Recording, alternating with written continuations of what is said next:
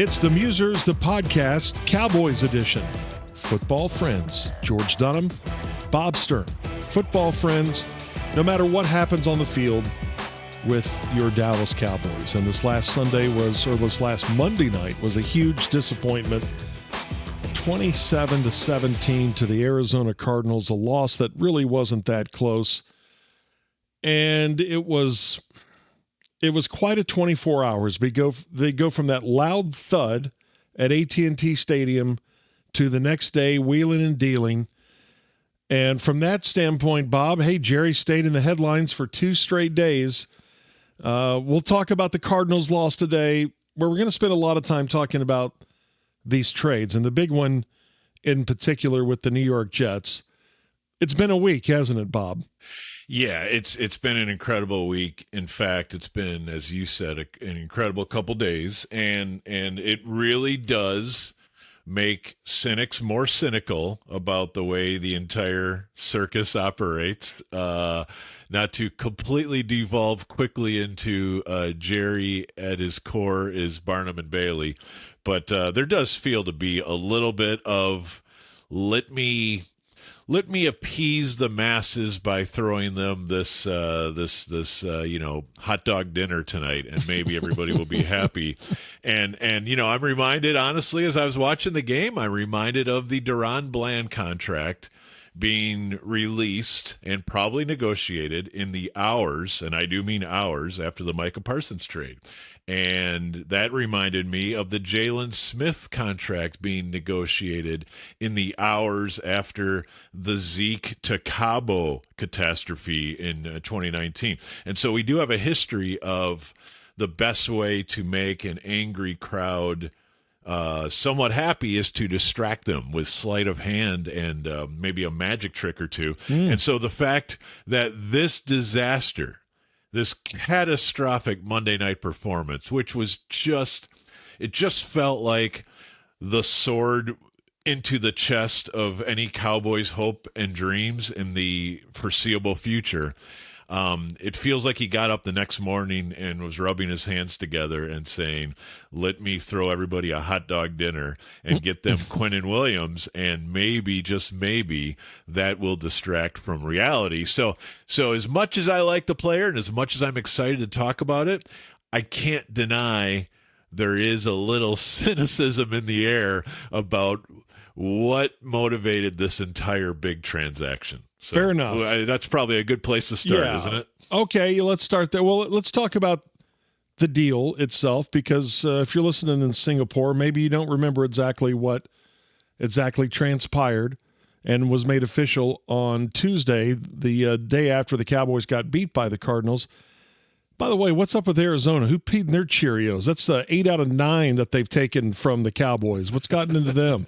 We'll get back to the Cardinals game. I don't know what's going on with that matchup. But the funny stat that has to be said, since you brought it up, is that the Cardinals have played 14 Monday night games in their history. 14 on the road. History on the road. Yeah, on the road.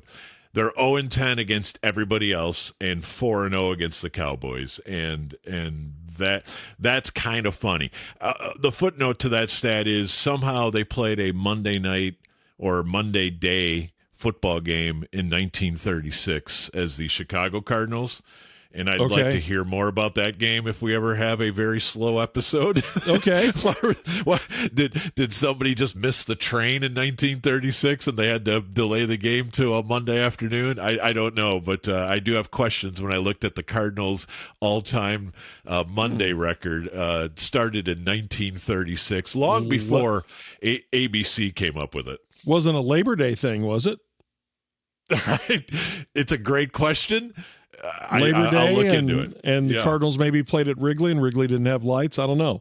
Okay. That's just a guess. And one more addendum. Someone pointed out this week on our station in Dallas, the ticket that, and if you count the Jerry Maguire game, where Rod Tidwell also beat the Cowboys on a Monday night game. But I think that was in Arizona. But anyway, so the deal with, and we first thought, Okay, Jerry was hinting at a trade on Monday, and then we find out it's Logan Wilson, the linebacker from Cincinnati, for a 7th-round pick, and we're thinking that's what he was hinting at? And apparently through our friend David Moore, longtime reporter in Dallas, that was what Jerry was hinting at, that he got it confirmed. That was going to be his, because I think Jerry thought they were going to win the game on Monday night, and then he's going to throw out, and we got a linebacker coming, and he's going to play, and this is going to be great. And then we find out that, wait, there's more. How about Quinnen Williams, one of the best defensive tackles in the league? 3 or 4 years ago, he was the best defensive tackle in the league, and he still puts out great performances, and it's a really nice player. He's about to turn 29. In exchange, the Cowboys 28. He's just 27 today. Oh, okay. 27. He's going to be 28. Yeah. Okay, he's going to be 28 in December. Okay. Yeah. So in exchange, the Cowboys give the Jets Mozzie Smith. Yes. Okay. All right. That might have actually increased the price. Well, maybe that's why they also had to give up a 2nd-round pick in 2026, this year's 2nd round. And then next year, this is where it just makes most logical thinking people uneasy, is that they gave up a 2027 1st round. You have an extra one because of the deal with Micah, but the Jets get to choose which one is the best one. Most would put their money on the Cowboys having the worst record. That would be the pick. But what if Green Bay does tank next year? What if they have injuries and win 5 games next year? Right. And that's a top 10 pick. And, then that's the pick that goes to New York. Quinnen Williams, everyone loves him. He's supposed to be a great locker room guy. He is a great player. He will make the Cowboys defense better. Not only for the rest of this season, but for the next couple of years here in Dallas. But what about that price, Bob? Well, yeah, and I think both of these are really good conversations. So maybe our sub-headline here for the next few minutes is why to love trading for Quinnen Williams. Okay. And then we can do why not to love trading for Quinnen Williams, because I do think that price is a problem. But yeah, let's start with the player. And let's start with the hope and change of going to get a cornerstone, a defensive cornerstone that in some ways replaces losing Micah Parsons. And I say in some ways because I just think in a post-Micah Parsons world, this is a defense with 0 blue-chip players. Now, there's a couple that might become a blue-chip player. DeMarvion Overshone, Donovan Ezeraku, those are both could be blue chips someday real soon. And then there are a bunch of dudes and really either has-beens or never weres or things of that nature. Siobhan Revell is a interesting kid who I think was a 1st-round caliber candidate before his knee blew out. So they got some guys, but they don't have the guy. And Quinnen Williams, to me, I definitely agree with you that in 2022 he was a 1st-team All-Pro, so thereby 3 years ago a better version than this year. But just looking at his 2025 tape, this guy is an animal. He is a dude who the Cowboys haven't had at that position in a long time. We could debate the last elite defensive tackle they've had, but it's been a bit. Leon Lett? Boy, Leroy Glover, Leon Lett. There's, Jay Ratliff was good, but he wasn't like this. Quinnen Williams is an absolute dude, and he is a dude in many ways. He is probably the best run-stopping defensive tackle in the league today, in my opinion. His stats still say that, Bob, that something called run-stop percentage. Yeah. He still has the best number. He's this unbelievable year. Against the run. Yeah. Unbelievable against the run, to a point where opponents don't really even try. Not Haloti, not who's our big guy in Tampa Bay? I'm drawing a blank on it. It's Vita Vea. Yeah. Vita Vea. There you go. Sorry. Not Haloti Nada, Vita Vea. You might say those are similar names. They're definitely dissimilar people, but they're both unbelievable defensive tackles. One is still alive and well in the NFL, and that's Vita Vea. Anyway, I think this is the type of guy like Vita Vea where teams game plan all week, and then they're like, okay, well, we need to run, but we need to run to the outside, because if we try to run right at him, we're wasting our time. And that's kind of where Quinnen Williams is. He's double teamed and he doesn't go backwards. But also when he's double teamed, he can split it and get into the backfield and make plays. He moves laterally like a cat. He's diving around like he's a 230-pound linebacker. So he is not only talented, but he's always highly motivated. He's driven. He is an electric football player. And then pass rush, he's certainly not putting up the exact same numbers that he once was. I don't ever know how to provide context for that, because it is such a group activity, especially for a defensive tackle to get sacks. You're usually never doing it on a solo mission. And so it becomes like a force multiplier. The more guys you have, the easier it is for a guy to amass statistics. Yeah. And then when they're reduced, like this year with the Jets, you're kind of on an island, and you know, quarterbacks can avoid you usually, and therefore your numbers don't look great. But I think the tape does. So yeah. I think he's a high-end interior player who, when people then say, well, would you trade Micah straight up for Quinnen Williams? I probably wouldn't go that far. That's probably a little too far, but it's at least a conversation, Georgie, where would you rather have an elite edge or an elite defensive tackle? You know, I mean, I think I'd rather have the edge, because the edge, usually I can't help my tackle except by swinging a tight end or a running back to chip, but I really can't elect to double team an end all day, but I can do that to a tackle. So maybe an elite edge is worth more than an elite DT, but it's close. And Aaron Donald will tell you, there's a lot of cases where I think it's at least a conversation. So I probably wouldn't go Micah straight up for Quinnen Williams, but I would at least think about it. Does that make sense? Yeah, absolutely. And okay, so from a football standpoint, it makes a lot of sense. Now the price you pay, and I just thought of something, because we're about to talk about how Jerry's got his hands in this. Yeah.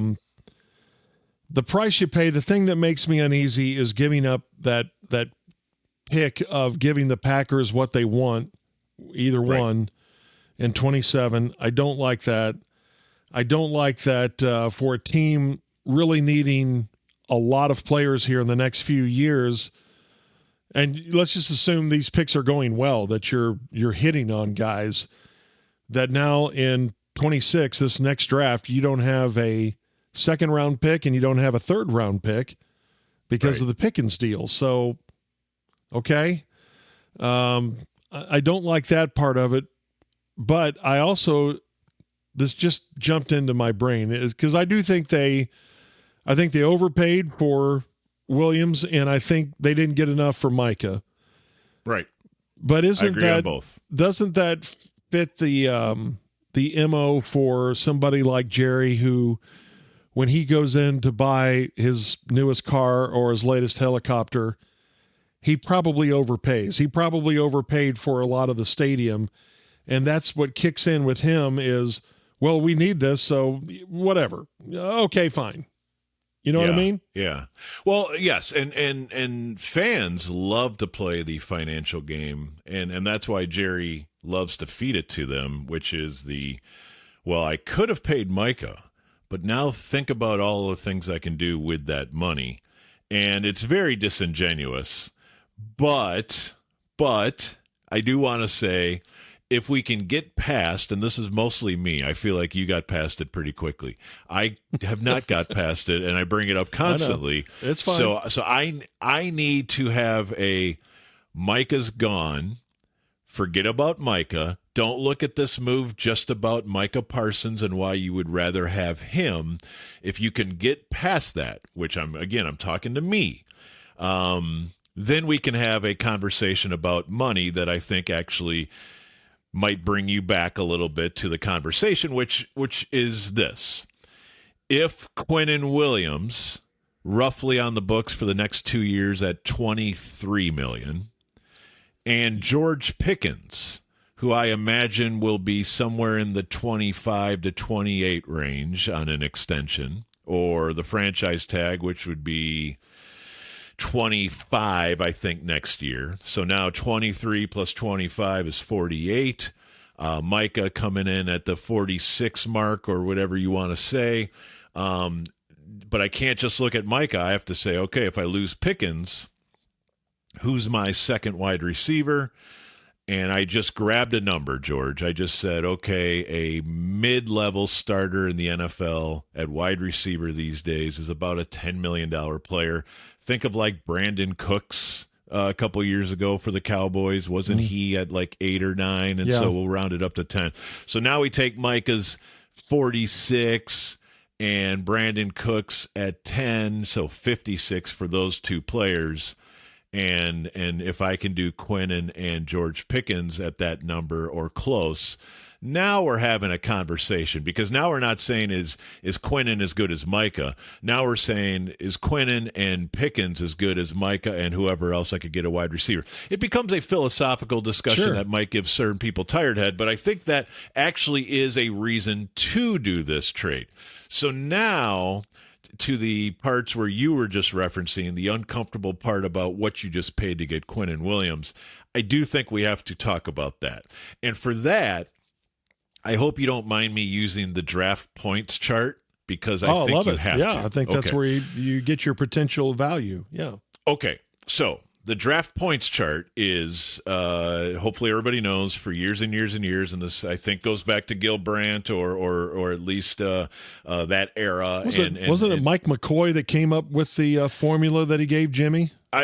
There's a couple different versions, and I do think they're all very similar, and the idea is to quantify each pick slot so that when we're doing trades, we can actually have a mathematical conversation of here's how many jelly beans I'm giving you for this pick, and here's how many jelly beans for this pick, and so this equals out. This third round pick is the same value as your fourth and 2 6s or something like that. And so that's basically the math. So what we have to do is we have to come up with the numbers, and I promise I'll try to make this brief, but I think it's important. So the Micah trade was for 2 firsts, Green Bay's 2 firsts.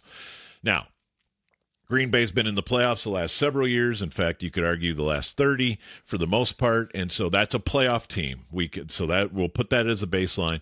Now you're adding to a playoff team Micah Parsons, the potential defensive player of the year. So we think that probably raises them realistically into a conversation that we think that in this season and in next season, projecting Green Bay, especially in August when we do the trade, we would say we project them to make the final 8. Do you agree with that? I would agree with that, yeah.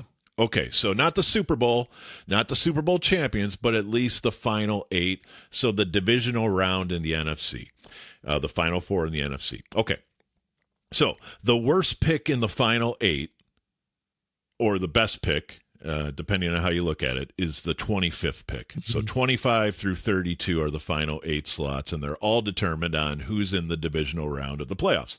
So if we say the Packers will make it to the divisional round and lose in each of the next 2 years, we will give them, for the sake of conversation, the 25th pick. According to the draft chart, the 25th pick is 720 points.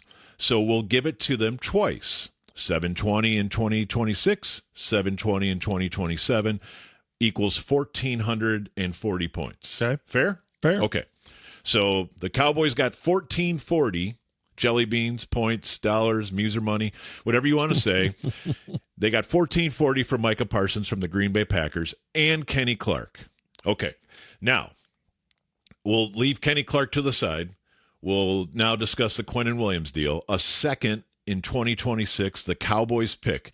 As of today, the Cowboys' second in 2026 is, I believe, pick 44. Is that right? 46. Okay.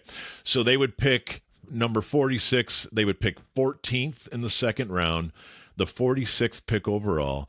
And that, Georgie, is worth 440 jelly beans. That's a good pick. So 1440 over here, 440 is the second round pick. So now we're down to 1,000 points differential. Mm-hmm. Okay.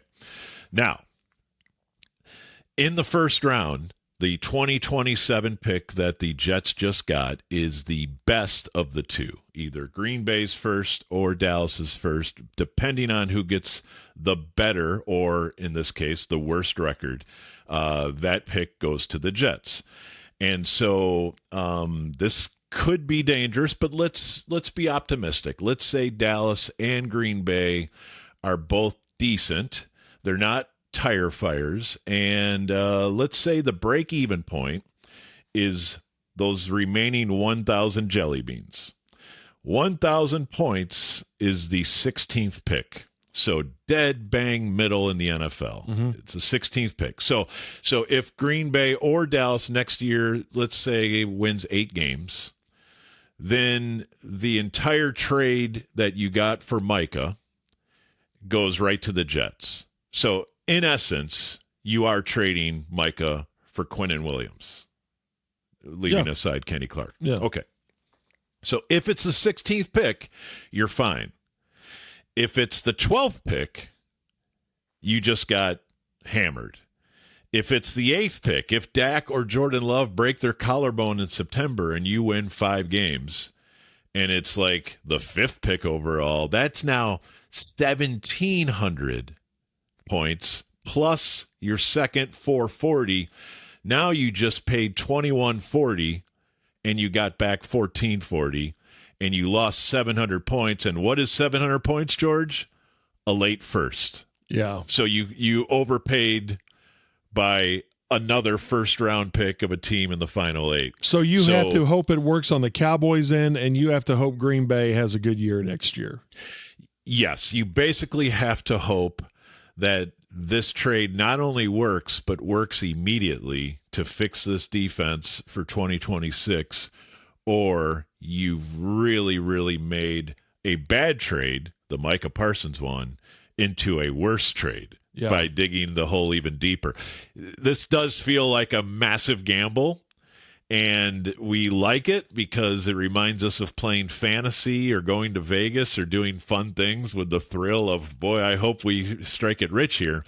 But again, if you're running a football organization that just did something wild in trading your best player, but now you have 4 first-rounders, you're saying, we can fix this in a hurry through the college draft.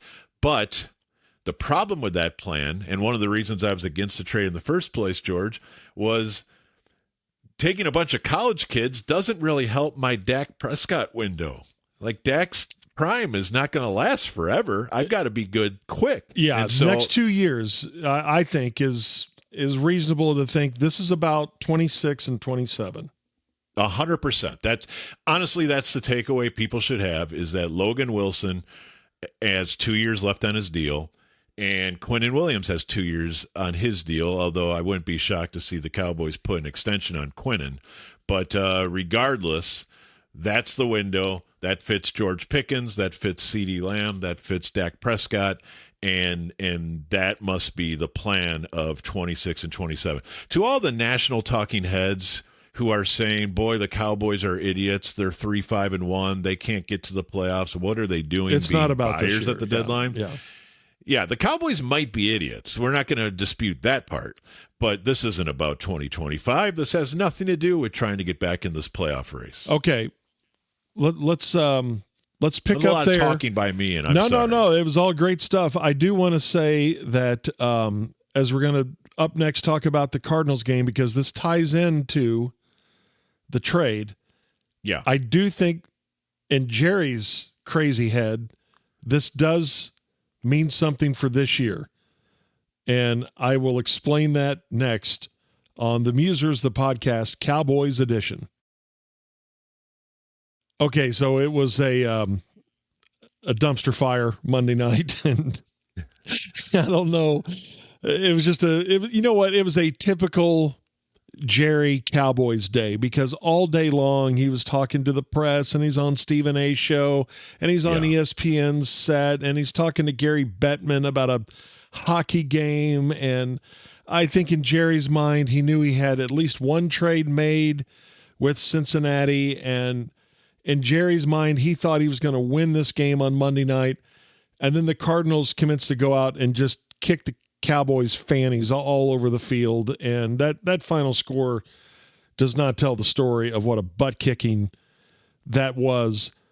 And we're going to talk about how they did it to him, Bob, and anything that you thought was significant out of the Cardinals game. And I got a couple of things, but this is where I think Jerry, the three-ring circus leader, the guy with the big hat and everything, I think this is why the Quinnen Williams deal applies to this year in Jerry's mind, because he still has hope to sell, believe it or not, for this year. And I guarantee you, if he hasn't said it yet, he will say it. Well, in 2018, we were 3-5. And then we got Amari Cooper, and we won 7 out of 9 games, and we made the playoffs. And that smart aleck George Dunham had to get a mohawk, and the jump hawk, and we made the playoffs. I guarantee you, even if he just hints at it, he will say it, and that's why Jerry still has. I mean, after Monday night, it's season over. It just it just puts the light on that says closed for the 2025 season. But Jerry can now turn that light off and go, hang on. Mathematically, and now we got Quinnen Williams, and we got Wilson, and we got Overshown coming back, and the safeties are getting healthy, and Ravel's going to play, and our offense is going to get back on track, which, by the way, I got a couple of questions about the offense. You know what I mean? Jerry's still going to sell this for this year, even though anyone with a brain says, well, this doesn't apply to this year. Jerry will say it does, because he's still trying to sell hot dogs and tickets. Yeah. There's and maybe more importantly, interest. Well, okay, and that's where the cynicism comes in. Like it's an interesting conversation on one hand, because we say this isn't for 2025 because they can't make the playoffs. They'd probably have to win just about every game on the way in, and there's just too many teams to pass, and so this, of course, is not for 2025. However, and this is very important, the Cowboys are a very, very, very visible team. And when they're visible, a big part of that visibility is the gold of the cutaway to the Jerry Jones owner's box. And they love him cleaning his glasses. They love him looking upset. They love him, celebrating looking a block up at the punt, replay like screen. Yeah. And so I can't tell you that it has no bearing on him that we are about to get a string of 25 million or 30 million eyeballs games in quick succession. Obviously, another Monday night in Las Vegas is on the list, but not that big a deal. But it is Monday Night Football, so high visibility. Then you got the Eagles on with Tom Brady at 3:25 on Fox on Sunday. Then you got the Kansas City Chiefs with Tones Romes and Jim Nantz on Thanksgiving Day.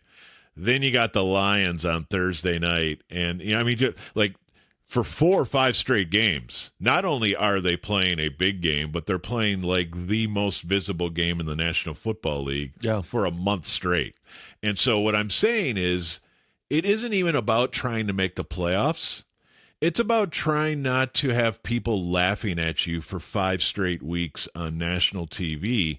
And when you are that guy in the owner's box who can't wait to have another chance to be interviewed and to be, adored as Jerry loves, well, then this is part about you saving your own face. And it's not even about making the playoffs. It's about not being mocked. So on Thanksgiving Day, when Andy Reid can't run between the tackles, then people start nodding and, wow, this Quinnen Williams trade, this is okay. This kind of looks like the Cowboys are going to be formidable in 2026. So it's just, again, it's planting a seed of hope and watering it in that old familiar way that isn't about this year like we think it is, but it is about the fact that Jerry's got to be roasted on national TV for the next month and a half, or do something about it while you still can to hopefully save a little bit of scorning and saving of face, right? Yes, and not only the narrative for the rest of this season,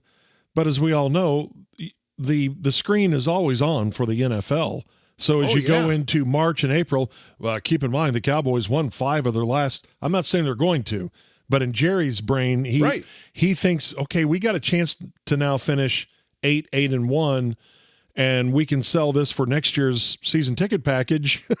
And the interest when we go to California, and maybe Al Michaels will come back to Nobu and talk about how great we are. Yeah, it all ties into it, and. You know what? He may be right. 26 and 27 could be this big boom. Maybe. And look, I will admit it here on the Cowboys, but I root for Brian Schottenheimer. Man, I want that guy to win, and I think he's going to. I think he's a good coach. I think he's a good person. And it's when we talk about leadership, whether it's the president of the United States or the head coach of the Cowboys, I want someone there that I can believe in. I can believe in Brian Schottenheimer. I may be wrong. Yeah, he may be just leading us all off a cliff and we all fall down again. But you're a little concerned about his offense here the last couple of weeks that people have figured out a little bit about what they're doing, and his offensive line's not even as mediocre maybe as we thought. And there's a warning light that says offense, and I'm not sure I would ignore it. Yeah, no, I think you're onto something. I think part of it is the game effects of what your offense looks like if you're constantly down double digits. There were a couple years, I reference this quite a bit, and maybe I shouldn't because I'm not sure everybody thinks about the 2012 and 2013 Cowboys as much as I do, probably because that's weird. Let it go, Bob. But I remember that 2012 season as clear as day, partly because as somebody who studies like film, it is so amazing to me how elementary that entire season's playbook was, because they couldn't run anything. And their offensive line was bad, their defense was bad, and so it was like Romo, Witten, and Des Bryant, and just making it up as they go. I think Miles Austin was still on that team, and probably Creighton. I don't remember the entire cast, but I do remember that they would start games, George, as if it was the entire game was the 2-minute offense. By the way, I do think I have a siren outside my house going on, so maybe it's lunchtime. Who knows what's going on? Okay. I feel like we're testing. This is a test of something. Yes. So if it's driving people crazy, if it's making dogs bark, I apologize in advance. I got to soundproof my office, apparently.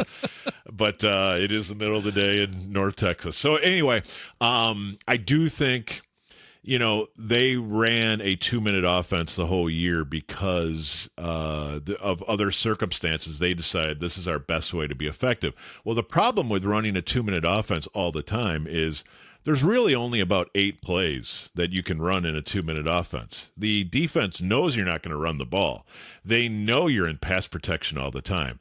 And so once you line up 2x2 or 3x1 with your receivers, well, now there's only so many combinations that make any sense whatsoever. And so Tony Romo had to deal with all of this nonsense, but then he had to deal with the fact that defenses started to figure out, here are their 4 concepts, and I remember Patrick Peterson on NFL Films basically coming back to his sideline saying, Dez only runs 3 routes. And everybody took that as an insult to Des Bryant, and maybe it's fair, but I think it's more of an insult to your offense is just not very multiple, because you're one-dimensional for a reason. Now, there's a bunch of reasons that happens, but in this case, this Cowboys case, it really feels like it comes down to the first drive of the game. Yeah. And because the defense has been so inept that if you don't score and even a touchdown on the first drive of the game, now you're down 10 entering the second quarter, you're down 17 entering the third quarter, and before long, you're back to that 2012 Dallas Cowboys team where of course they're not running. Well, and it gets you doing crazy doing things too. Now everyone in town's been saying, hey, if you're the Cowboys, you got to go for it on 4th and 4. Hand in the air. I don't know. Opening drive at the 4-yard line when 3 bad things just happened, maybe you do kick the field goal. And I dang sure think when it is 4th and 3 and a field goal officially makes it a 2-score game. Yeah. Maybe you don't. That one was weird. Yeah, that one was weird. You kick it. But I'm sure people could find on our very last episode me saying that Brian Schottenheimer has to know the situation in Denver and he has to be more aggressive. And so I'm not saying he's listening to Football Friends, although if he is, he might be. Out to Thank you, Brian. Coach. But I absolutely thought that him going for it on that opening drive was probably a way to minimize how bad your defense can kill you. And that's why these trades, I can't be mad at them trying to get 2 defensive starters at the deadline, and I can't be mad about trying to go for it on 4th down, because we all see that this defense was just carved by a backup quarterback, where every 3rd down seemed longer and longer, and yet he converted them like he was trying not to laugh why another guy is wide open, or as Deron Bland tries to deal with Marvin Harrison, and just all this stuff going, and Trey McBride against Marquise Bell. I mean, you want to talk about too small, too easy. This is why these guys are talking smack as they get into the end zone and they're doing the 2 blank and easy celebrations right into an open microphone. It's just, they have to do something. So you're right. The Cowboys offense is getting figured out, but there's a reason for it, in my opinion. Yes, there's tape out there and so forth, but it shouldn't be this easy. It's easy because the Cowboys are good at running the ball this year, but now the game situations are taking them away from running the ball. And so you look at the box score and you're like, geez, Javonte Williams, I mean, what a great night, 5.5 a carry. Why aren't you giving him the ball more? Well, we're not giving him the ball more because we're down 17 points. Yeah, you're right. And in this case, you're down 17 even with a punt block touchdown. Yeah. I mean, so and you're passing up points. You've passed up yes, all sorts of points, and so the 4th and goal play that Dak gets sacked on that opening possession.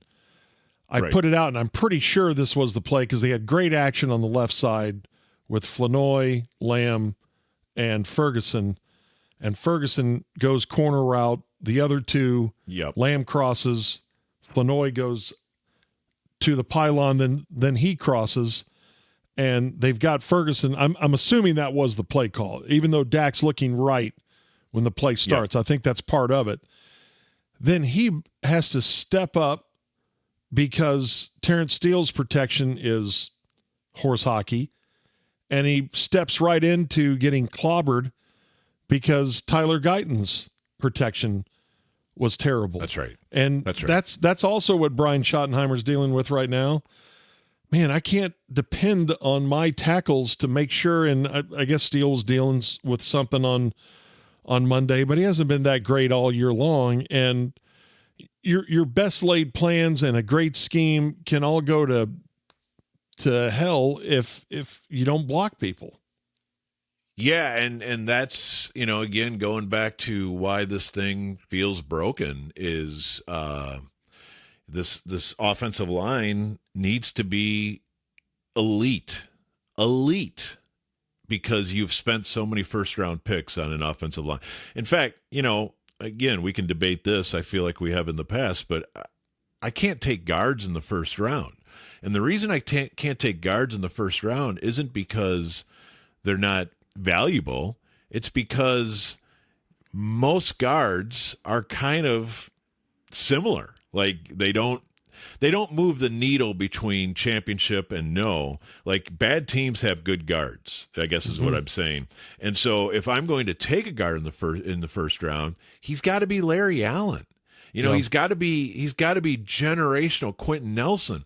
And I'm not telling you Tyler Smith is bad. I've obviously, had a history with Tyler Smith, and he's one of the Cowboys' better players. There's no doubt about it, and I'd love to have his draft evaluation back. And I love Tyler Booker. I think he's going to be awesome. I think he's going to be I do nice. too. But man, you took those two. You took Tyler Guyton in the first. You paid Terrence Steele $80 million. You took Cooper Beebe in the third. So to me, you've invested as much in your offensive line as anybody. In fact, Tyler Smith just signed a contract. He is the highest paid guard in football. Yeah. Okay, so you've put so much money and so much draft capital on this offensive line that anything less than they were awesome this week, every single week, is going to feel like, why aren't we getting more out of these guys? And so, that's why your defense has holes. That's why you are where you are, is because you invest heavily in something, and that's right. It's not always delivering. As for the offense and Schottenheimer and Dak, I do think we have to be on the lookout, because going back to those Romo seasons where they put so much on him, I think the Romo you saw in September and October would diminish in November and December because of, like boxing or trying to be a Navy SEAL. What do they call that? Hell Week, where they don't let the guys sleep. And why don't they let them sleep? Because they want to see, how do they make decisions when they're super, super beat up and fatigued? And that's how you kind of measure the ability of a soldier, or in this case, a quarterback. Is, I think your decision-making gets worse as the scoreboard gets worse, and as you get hit more, and as you feel like every play I have to hit a 3-run home run, even if nobody's on base, and you're trying too hard and you're forcing. And now what would that make you do if you're a quarterback? It would make you lock in on the guys you depend on and believe in, and it would make you ignore the guys you're not sure you can depend upon. And so he's locking in on CD, just like Romo would with Dez. And so I need Dak somehow to get beat up, but also not play like he's getting beat up.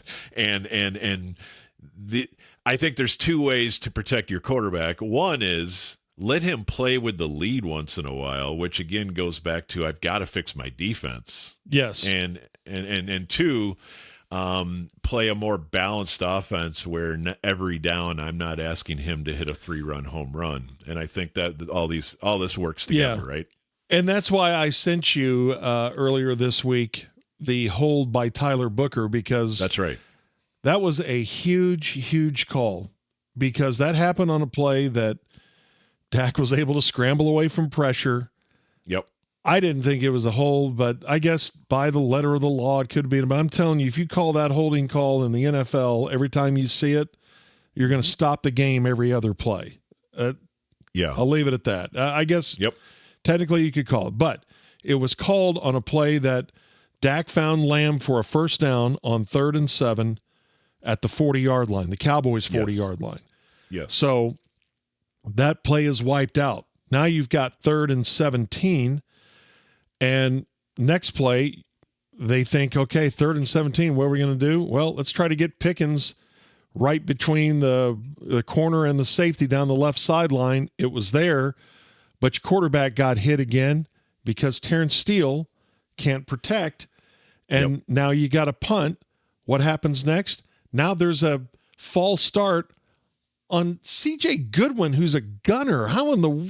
And you know why? Because the Cardinals, who were right in front of him, are baiting him. They're jumping like they saw the snap, and they get him to move. So now you're punting from your 10-yard line. Anger doesn't get all of it, and it goes and it's fielded and it's taken to year 47. So you talk about hidden yardage.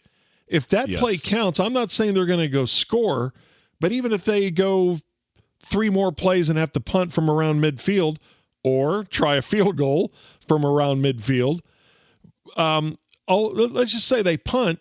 Well, it's 3-0. But now you're giving Arizona the ball at the 47, and they march down, and they can, after the 5-man front that the Cowboys get a sack on, now they convert a 3rd and 14 because Marvin Harrison is so wide open.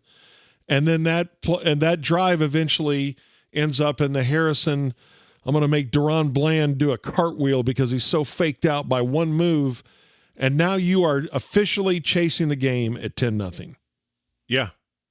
It's a reminder that this team cannot overcome anything, as it was presently constituted, which again is the motivation for cashing in some futures for present help. Is you could argue a defensive tackle begins to help your offense, and a linebacker begins to help your offense, and I know that sounds like we're buying into the hopium, as the kids might say, as of a change. And I'm here for that, I suppose. But I think it's all connected. And I'll be honest with you, George, as I was trying to write a story about that game on Monday night, I'm like, I am hopeless right now. Like, this whole thing is right so there with you, broken. I don't even know what to say anymore. Like, how can you guys be this hopeless to where a holding penalty ruins a game, and you can't overcome the slightest adversity or the slightest injury? And so, in a weird way, just like I have to try to set aside my Micah Parsons feelings, I also probably have to try to set aside my cynicism about the Jones boys and say, if I woke up Tuesday morning and this was my franchise, I would have to take swift action just to give the guys who put on the uniform every day a little something to work with. And that's kind of where they Great were. point. So Yeah. I don't know that a bad trade or overpaying or however you want to describe it, I don't know that it's the solution. But when you talk about what sort of situation would make you wake up the next morning and say, I got to fire someone just so I don't lose the entire organization's belief? He doesn't like to fire people. I do think a firing just to make a point to everybody else, I do think there's a place for it in this world. He elected to make a significant trade, but it's really, really hard to say, no, don't do anything right now. Just ride this out for half a season. Yeah. I think you needed to give everybody a little boost. And the fact that you can go to Vegas in 2 weeks or 10 days or whatever it is now, I suppose people could be listening to this the day of the Vegas game for all I know. So let me just say, absolutely, tell your friends, when you take the field again, and now you're going with Quinnen Williams at defensive tackle, and Logan Wilson and DeMarvion Overshown as your linebackers, and Siobhan Ravel as a corner, and maybe Malik Hooker is back in as safety. I've got 5 new defensive pieces here, and coming off a bye week, I might say, I think we're able to wonder if the second half defense might be way closer to an NFL average defense that we've been looking for all year than the first half. Now, you're playing better offenses, and this is going to be tested, but you're adding, the breakout of Donovan Ezaraku, the better play of Jadeveon Clowney. You could squint and see at least a 20th best defense the rest of the way, as opposed to 32nd. And that's all we ask. I think that might be worth fighting for. Yeah, I'm with you. At least if you have to cover this team for a living, I'll say that. How about that? Okay, that's fair enough. Okay, so after 8 games, let's say this: after 7 games in 1975, the Cowboys were 5-2. That team would eventually go to a Super Bowl, Super Bowl 10. Let's have a flashback to 1975 coming up next on The Musers, the podcast, Cowboys edition. So my good football friend Bob Sturm's been doing something really fun since January that only Bob would try, because Bob is a football nerd, and I mean that affectionately and as Thank a compliment to you. And you've been following, because this is the 50th anniversary of the 1975 team that had just missed the playoffs in 74. They were missing a number of players now that were no longer with the team, like the great Bob Lilly, who played his last season. And 74, they missed the playoffs. They had a winning record, but they missed the playoffs. Now they draft all these young bucks like Randy White, Mike Hegman, a part of the Dirty Dozen too, I do believe. Bob Brunig, players like that would help rejuvenate the Cowboys and take them through the late 70s and into the early 80s. And there are still rivalries in the NFL. I don't think there's anything today, though, that's quite like Dallas and Washington were in the mid-70s. And this is, I guess, an anniversary pretty close to it. Yeah. Because you just wrote about it this week, an overtime loss at Washington. Right. That was a killer. What a game, George. What a game. It was an absolute killer. This sport has changed so much. And I think it's worth pointing out that on this occasion, the Cowboys lost a game in overtime, and probably one they deserved to win, but they made mistakes. But they lost a game to a Washington team that turned the ball over 6 times. How do you win a game and turn it over 6 times? It's a great question. And I think it probably leads us back to our dear friend Tony Fritsch. And I don't automatically just want to jump on the poor guy. Roger had a rough day. Although statistically not that bad. Billy Kilmer actually had a worse day. Billy Kilmer threw 4 picks and had a passer rating of 65. Okay, we've been making fun of Tony Frisch. Billy Kilmer played quarterback, and look at that guy. It's so ridiculous. There's no way somebody like Billy Kilmer could play in 2025 at That's quarterback. Right. There's no way. I hope even the worst case of good old days syndrome would agree with that. But there's so many things from this game. I don't know if you had a chance to watch the NFL Game of the Week. I did. Okay, so you saw the another time, and boy, rookie punter Mitch Hoops. You want to talk about a guy with giant cojones on him. For like the second time this season, he just pretty much makes up a play on his own. And this time, I think he was trying to avoid a block punt, but he's in his own end zone, and it's just a make it up as you go on like 4th and 20. And did he throw it to Brunig? I believe so, yeah. Yeah, and they actually got the first down, but it is the biggest fire drill that was. I mean, my gosh. Panic, running around and just barely get out of harm's way.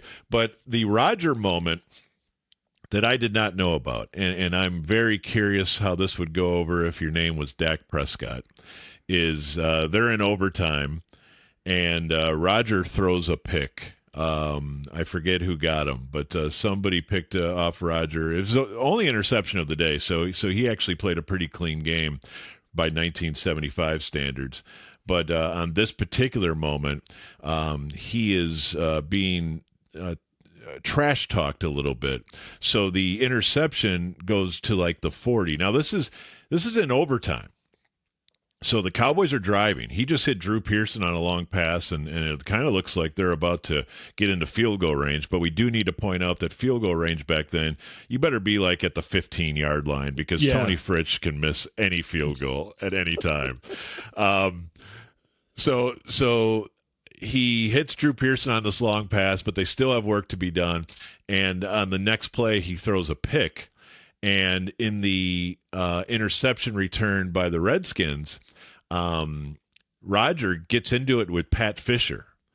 And Roger, so they run it back to like the Dallas 40. And Roger then gets called for a personal foul. So again, he just threw the pick.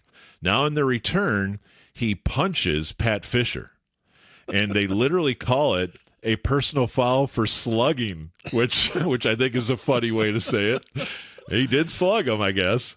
So now tack on another 15 yards on the interception return, and now the Redskins take over, I think, around the Cowboys' 25-yard line, and eventually punch it in for a Bill Kilmer quarterback sneak touchdown to win in sudden death, 30-24.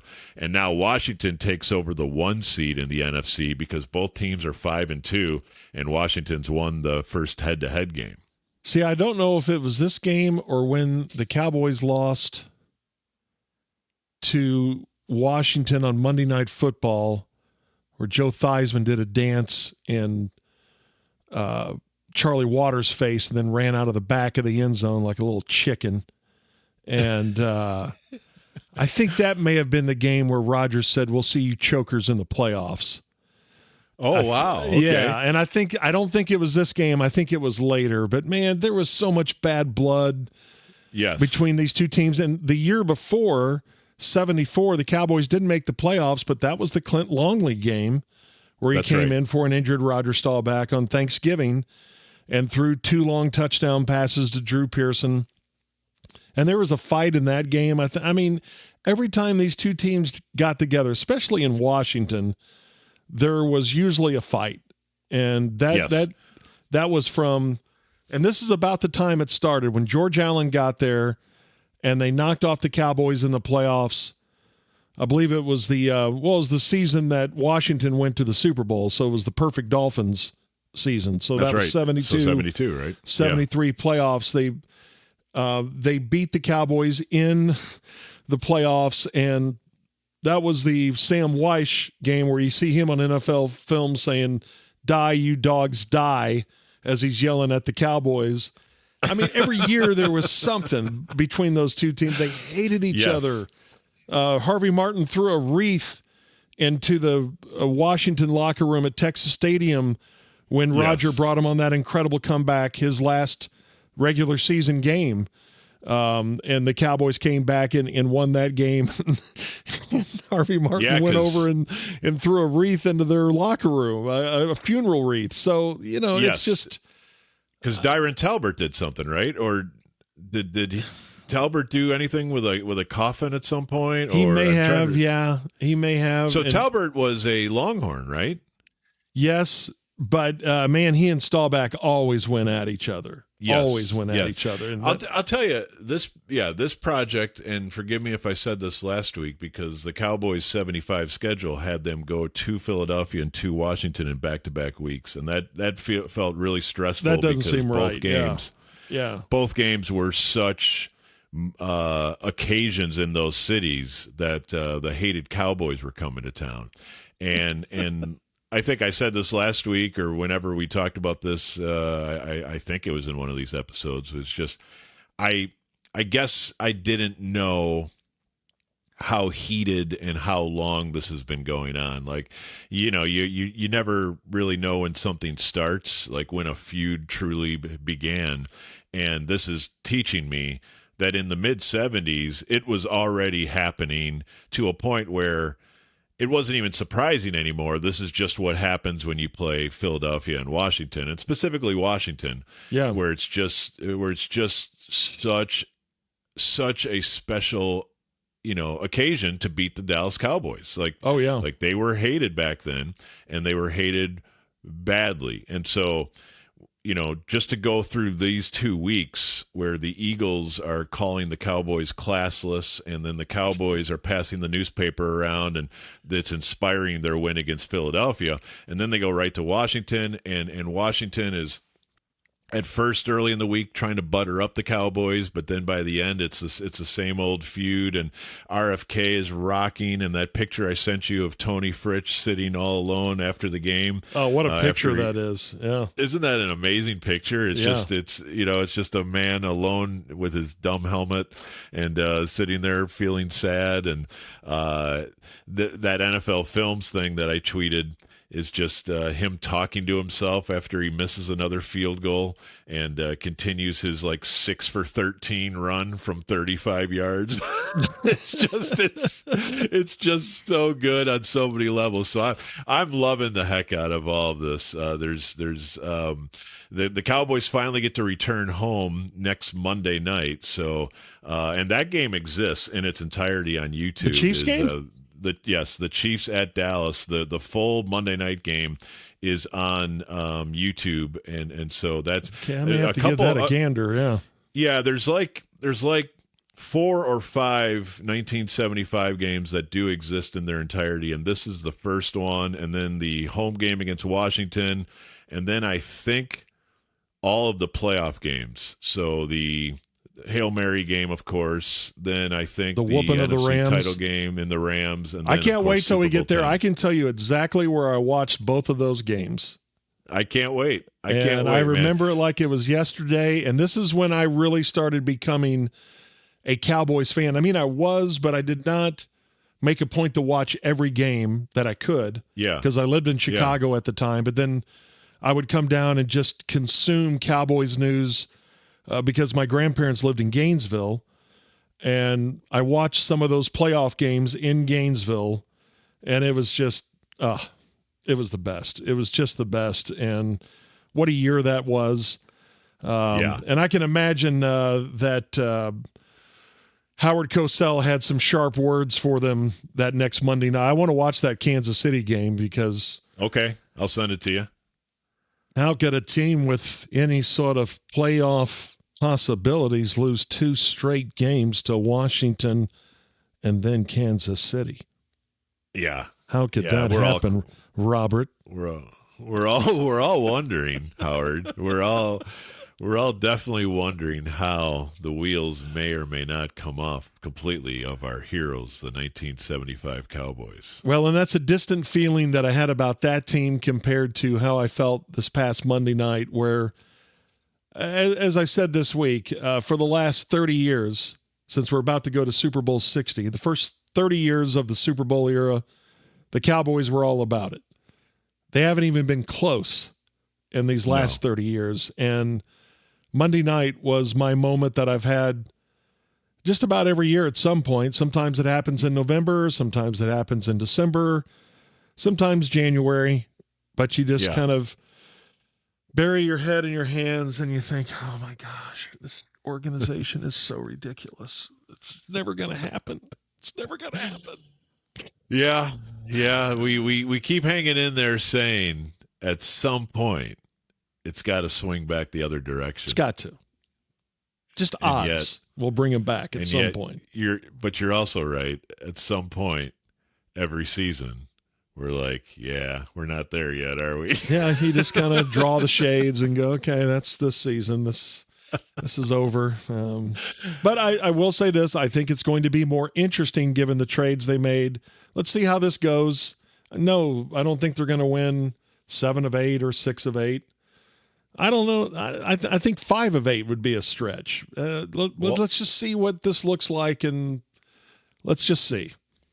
Well, honestly, I think it's. What else are you going to do? Are you going to plant a garden or something? No. I mean, it's Sunday and the Cowboys are playing. Well, actually, they don't play on any Sundays really for the rest of the year. Yeah, it's going to be a while before they play on. But they're going to play every week after the off week. We have football to watch. We have football to watch, and there are fascinating things everywhere. There's fascinating new people to learn about. We hardly even talked about the great Logan Wilson. We got to save something for next time. And even the storylines from Monday that are amazing to me. Is that there's a moment in the game where Tyler Booker is going at it with Walter Nolan, and if you remember back in April, Jerry literally said that there were 2 guys they were looking at with that first round pick the post draft press conference, and it was Tyler Booker and Walter Nolan. Boy, that guy. Yes, but also if he was a Cowboy, we'd all be bellyaching that he hadn't played a game until November of his rookie season. Yeah, and so that's true. He looks great, but he's really only played like 30 snaps all season, and they were all Monday night. So anyway, that to me, that's what I love about these games and these teams, because there's always something new that catches our eye and gives us a nice fresh glass of hopium, Georgie. Yes, and next week we're going to talk about Bob getting ready to travel to Las Vegas, and we're also going to answer your email at themuserspod@gmail.com.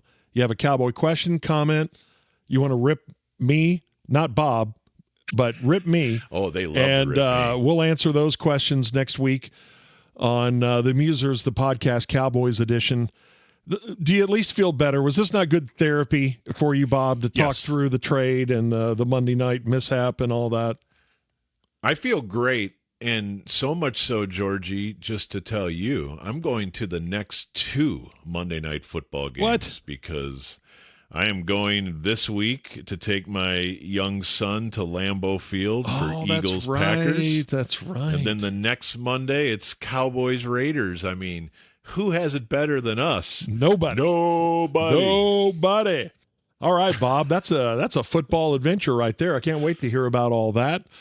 And we'll talk about some of that next week. Yeah, that's on my bucket list, by the way, Lambeau. Never been there. Well, come along. I'll pack you in the suitcase. Maybe. Let's go. All right, one of these days, that would make it even that much more special to go to Lambeau with you, Bob. That would be incredible. Yes. Maybe someday we'll do That's that. what That football would be, friends should do. Yes, absolutely. All right, thanks to Peter Welton, our incredible producer who puts up with us every week. And thanks to you for listening. We'll be back again next week. We'll keep hope alive on The Musers, the podcast, Cowboys edition, Football Friends.